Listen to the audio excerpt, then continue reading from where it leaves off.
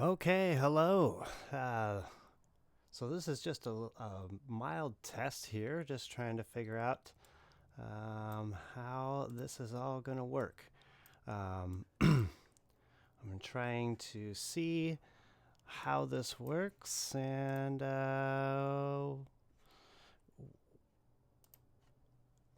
we'll see how that all plays out. So, okay, so I'm going to transition over to the White House press briefing, and hopefully we'll be able to see exactly what's going on. So, as you can see in my upper right hand corner up here, yeah, stay at home lifted. Okay, that's here in Washington State only. Hopefully, we'll see if that actually pans out. Governor Inslee's going to say today that it is probably not going to happen. He's going to make a press briefing at 2:30, and I want to cover that entire briefing and make some commentary, so I'll be doing that. But for now, I'm just testing, trying to see, this is going to work, for this press briefing from Governor Inslee. So anyway, let's watch the press briefing. This is recorded quite a bit earlier. This is about, let's see here. I think it's 30 minutes behind, so we're going to transition to that and watch that. So, okay.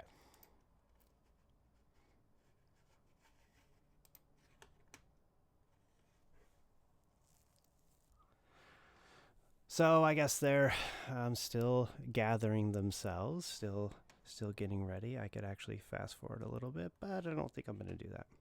I think she's going to come up very soon. I don't know who she is, but I know that she's there. Okay, here she is.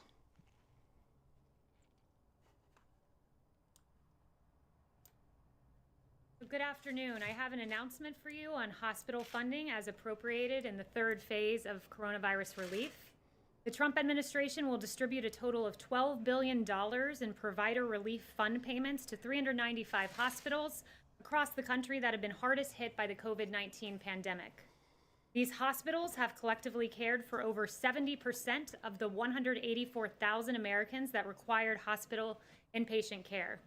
$10 billion of the $12 billion will go towards hospitals treating 100 or more COVID-19 admissions.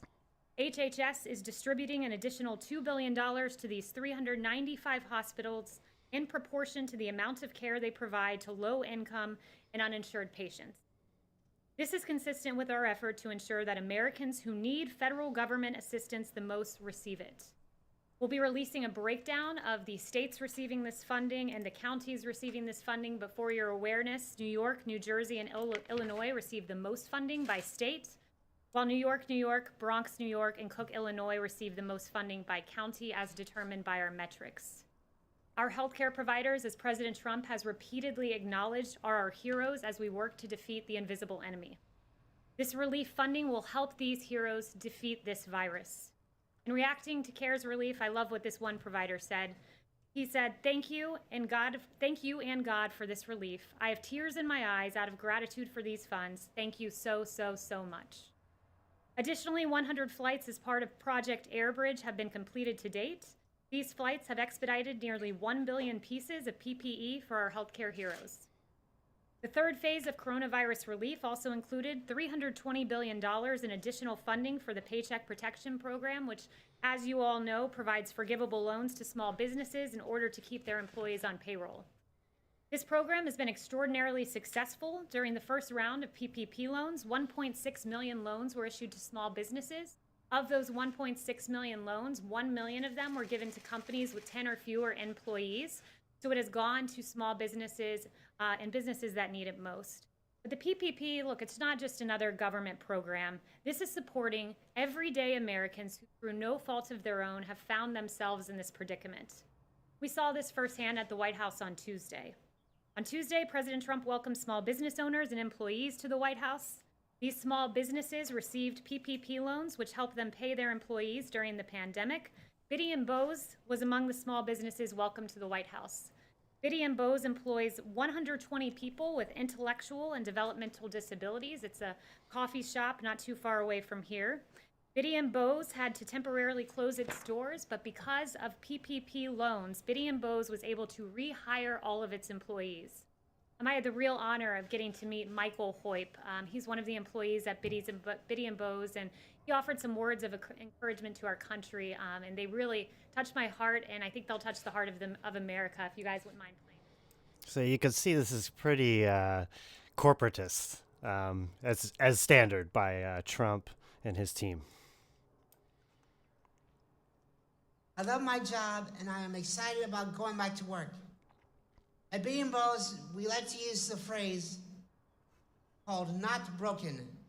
That means me and all my amazing coworkers are not broken, and we have lots to offer.